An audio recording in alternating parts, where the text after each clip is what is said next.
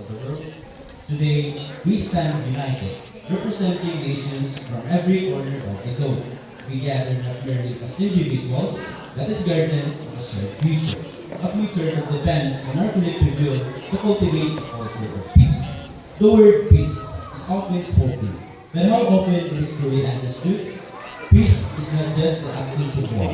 It's like fragile silence between conflicts or a fleeting truce between enemies. Peace, in its deepest sense, is a state of mutual respect, a space where diversity flourishes, where dialogue is encouraged, and where justice is the foundation upon which society is built. Peace is a living, breathing commitment to the dignity and worth of every human being. But cultivating peace, like tending a garden, it requires care, attention, and most of all, action. Today, our world faces immense challenges, conflicts erupt over resources, ideologies clash, and divisions deepen. Yet, amid these challenges, the seeds of peace are waiting to be sown. The question is, will we choose to nurture them? To cultivate a culture of peace, we must first recognize the soil from which violence and hatred grow. It is only that those who have been marginalized, oppressed, abused, it drives environments of iniquity, injustice, exclusion. Therefore, our mission to cultivate peace begins with uprooting the sources of division. We must build societies where no person is left behind, where every individual, regardless of race, religion, gender, or status, has the opportunity to live a life of dignity. Education, in particular, is a powerful tool in this endeavor. It is through education that we foster understanding between cultures, dismantle prejudices, and teach the values of compassion, tolerance, and cooperation. We must teach the next generation that peace is not a distant idea, but a daily practice, one that began with kindness in our hearts and translates into actions in our communities. Furthermore, the pursuit of peace demands courage. It requires the courage to stand up for what is right, even when it is difficult. It calls for leaders who are willing to engage in dialogue, to listen to opposing views, and to find common ground. True peace can only be achieved when we are willing to sit at the table where those who disagree will then seek solutions that uplift humanity as a whole.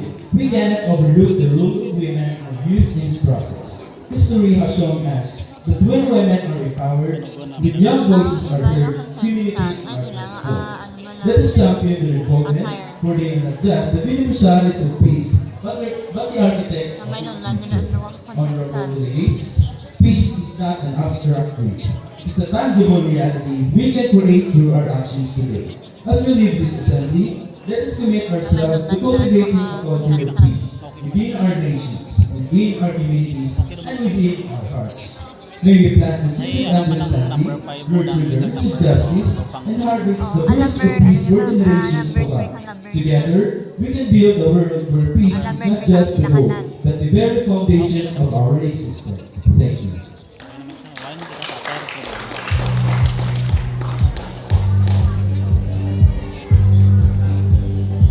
Next is the grade 11 person.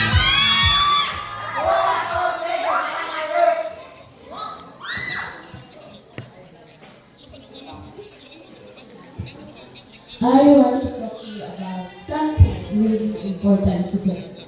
Peace.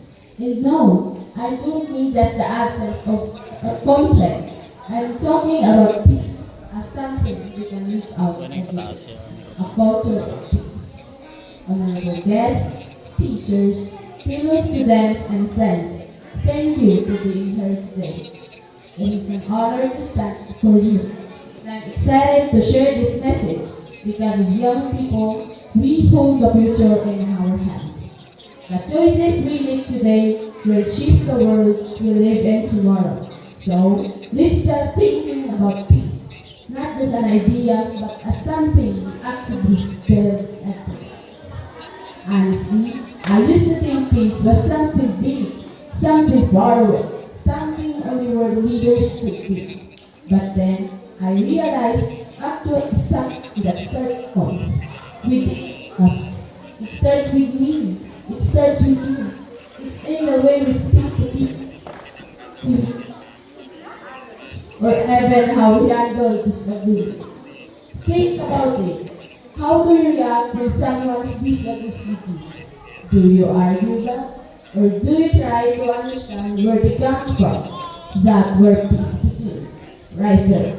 If we can respect each other's differences instead of letting them divide us, we're already building peace in our everyday lives. Or even just listening when someone needs to talk. For me, cultivating peace means creating a space where everyone feels safe, respect, and heard. It's not about avoiding fights. It's about kindness, empathy, and understanding. It's the little things being there for a friend. Speaking out for someone who's been treated unfairly, or even just listening where someone needs to talk. When I think about peace, I think about progress. If we all choose to be kinder, more understanding, and more respectful, we're building for a better future. It's not about waiting for someone else to fix things. It's about us, here and now, making the small choices that add up to something bigger. So, what can you do? We can start or by standing up for those who need it, and by treating people to understand. Peace isn't some firewood.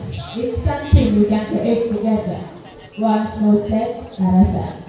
The future is in our hands, and it's up to us to make a showpiece each part of it. It's people to choose time, to choose to bring our people together. Thank you.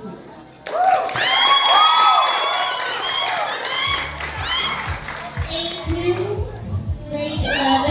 Next, we have grade 10, Miss Nina.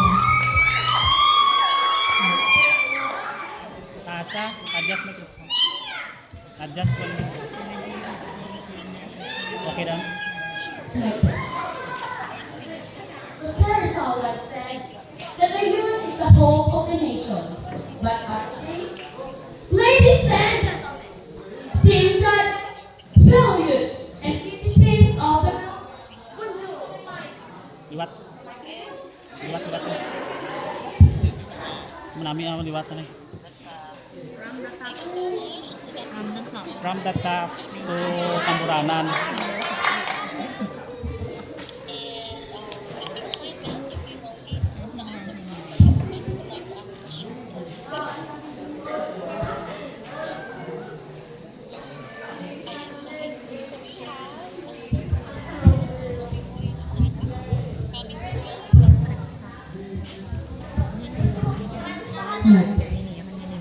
Rosario once said that the youth is the hope of the nation. But are they really?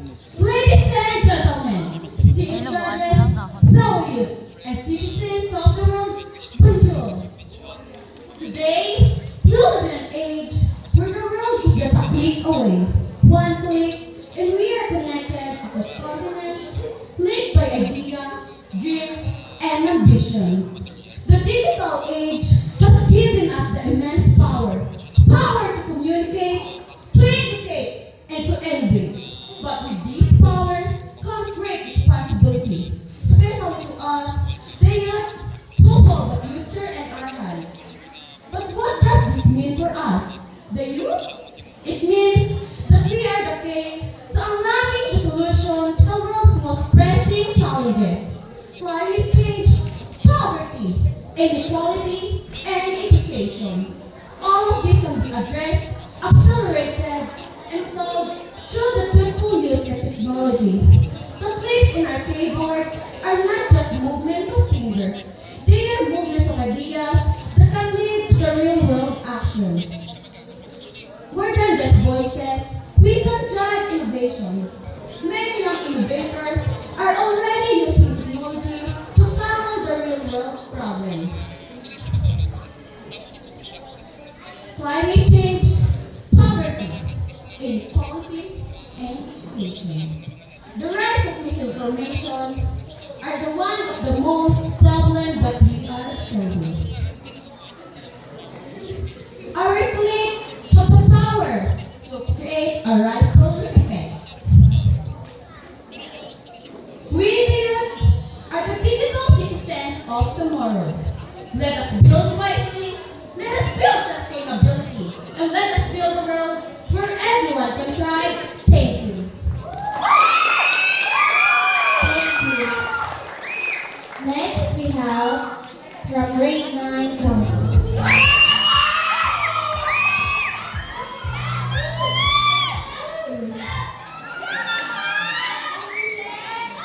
Today, we stand united under a banner that represents not only our shared past, but the hopes we have for our shared future. The theme for this year's United Nations celebration, cultivating a culture of peace, helped us to reflect and be stood. Our world is interconnected. Our destinies are intertwined. In every corner of the globe, in every heartbeat of humanity, there is one undeniable truth that binds us all, our shared existence. Today, we gather not as individuals, defined by differences, but as a member of a collective whole, united in our aspiration, united in our dreams, honorable judges, guests, teachers, fellow students, ladies and gentlemen, good morning. But what does the United Nations truly stand for? Beyond the conferences and declarations, it symbolizes something deeper. It's the embodiment of our collective commitment to justice and equality, in the belief that every human being deserves dignity and opportunity. The UN stands as a shield for the vulnerable, voice for the voiceless, and a mediator in the face of conflict. The power of unity lies not in mere words but in actions. Mirrors but in action as we confront the greatest from injustice, inequality to environmental crisis, and a global unrest. We are called to stand together, not just isolated voices, but as a one force for change. In this moment, let us recognize within the power to shape the future, to foster peace, progress, and understanding. It begins with a dialogue, with empathy, and a commitment to work not just for ourselves, but for generations yet to come. Thank you, everyone. Thank you. Now we from grade 8. Ladies and gentlemen, honored guests, fellow participants, good morning. Good morning. Today, we come together not just as individuals, but a community with a common goal to promote a culture of peace in a world often marked by conflict and division. The need for understanding, respect, and cooperation is crucial. Peace starts within us and demands self-reflections and empathy. By acknowledging our shared humanity, we can dismantle the barriers that divide us.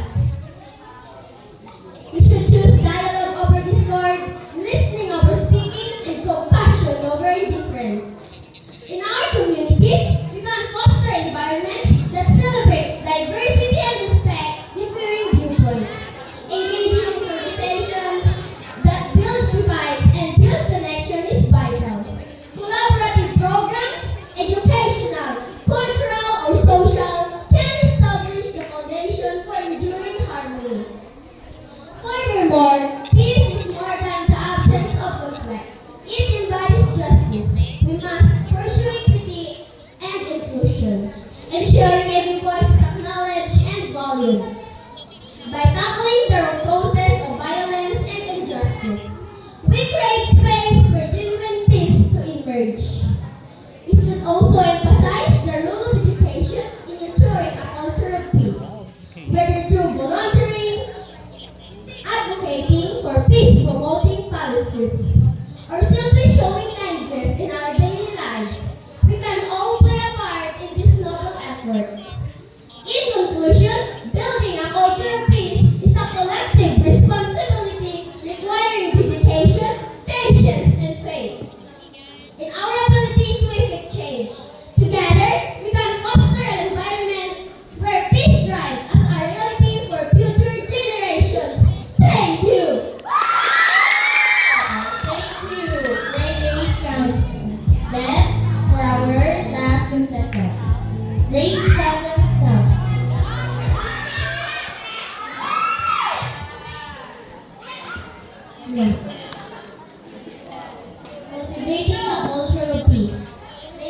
gentlemen, honored guests, and fellow seekers of the brighter tomorrow, good morning.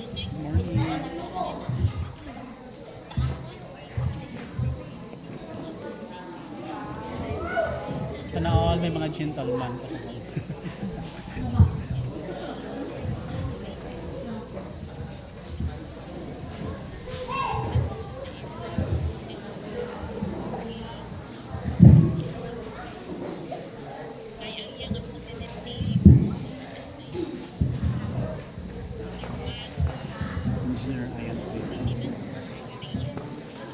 Cultivating a culture of peace.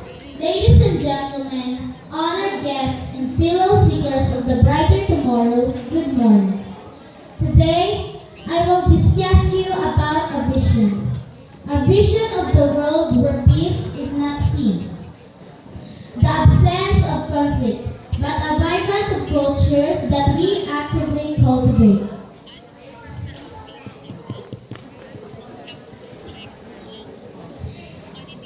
In a time marked by division, strife, and misunderstanding, our call to action is clear. We must strive to foster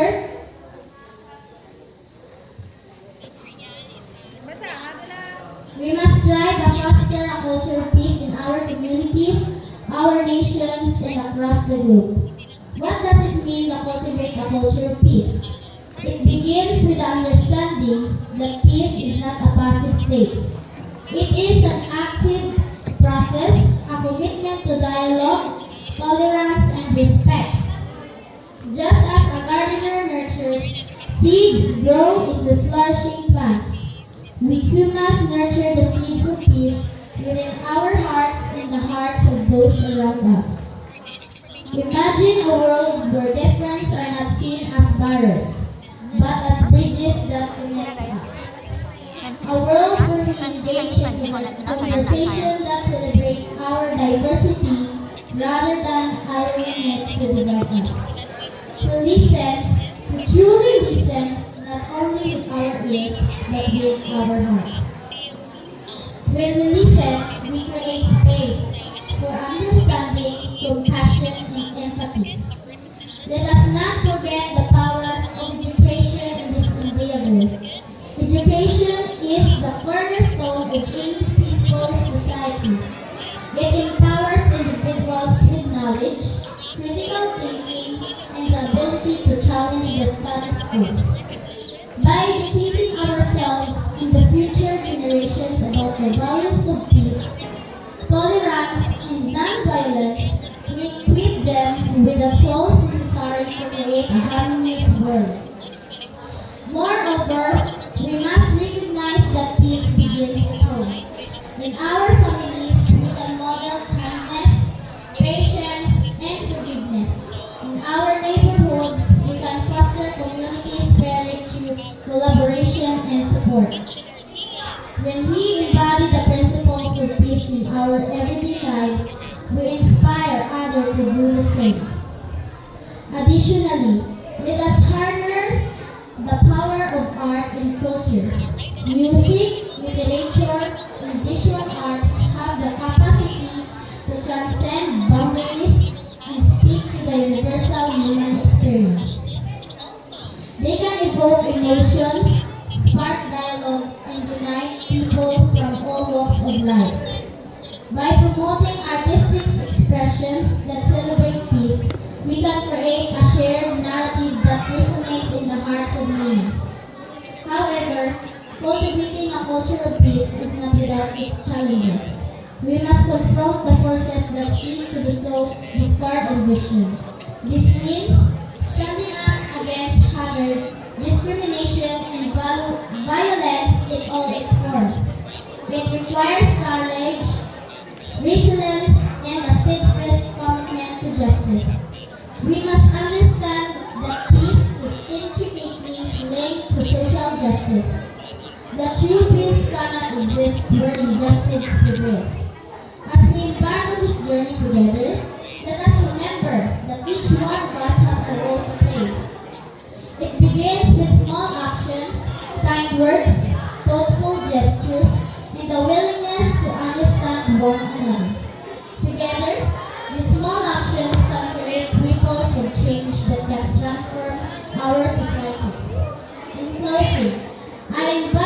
called me to in this noble endeavor. Let us cultivate a culture of peace where respect, understanding, and love flourish.